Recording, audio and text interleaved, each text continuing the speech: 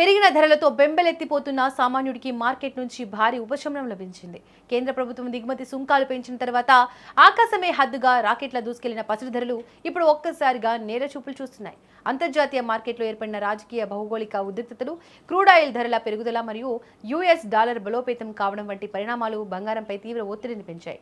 ఈ global effect కారణంగానే దేశీయ మార్కెట్లోనూ అంతర్జాతీయ మార్కెట్లోనూ గోల్డ్, సిల్వర్ రేట్లు దారుణంగా పతనమవుతున్నాయి.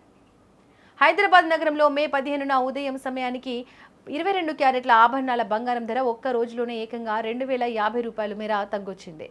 దీంతో ప్రస్తుతం 10 గ్రాముల బంగారం ధర 1,46,750 వద్ద ట్రేడ్ అవుతోంది. కేంద్రం సుంకాలు పెంచిన తర్వాత దాదాపుగా 12,000 వరకు పెరిగిన పసిడి ధర కిందటి రోజు కూడా 5,000 వరకు తగ్గడం విశేషం. ఇక ఇదే దారిలో 24 క్యారెట్లు మేలిమి బంగారం ధర కూడా 2,240 మేర పతనమైంది. దీంతో హైదరాబాద్లో 10 గ్రాముల స్వచ్ఛమైన బంగారం ధర 1,60,090 రూపాయలకు చేరుకుంది. కేవలం బంగారం మాత్రమే కాదు, వెండి కూడా భారీగా దిగొచ్చి కొనుగోలుదారులకు భారీ షాక్ ఇచ్చింది. హైదరాబాద్లో కిలో వెండి ధర ఏకంగా 10,000 రూపాయలు తగ్గింది. దీంతో ప్రస్తుతం కేజీ వెండి ధర 3,05,000 వద్ద కొనసాగుతోంది. అంతకు ముందు రోజు కూడా వెండి 5,000 తగ్గింది. దిగుమతి సుంకాల పెంపు సమయంలో ఒక్కరోజే 20,000 ఎగబాకిన వెండి ఇప్పుడు వరుసగా 2 రోజులు తగ్గడం గమనార్హం.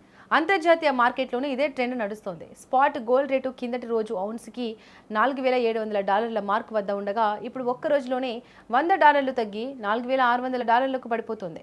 వెండి రేటు కూడా $87 స్థాయి నుంచి $81లకు పడిపోతుంది.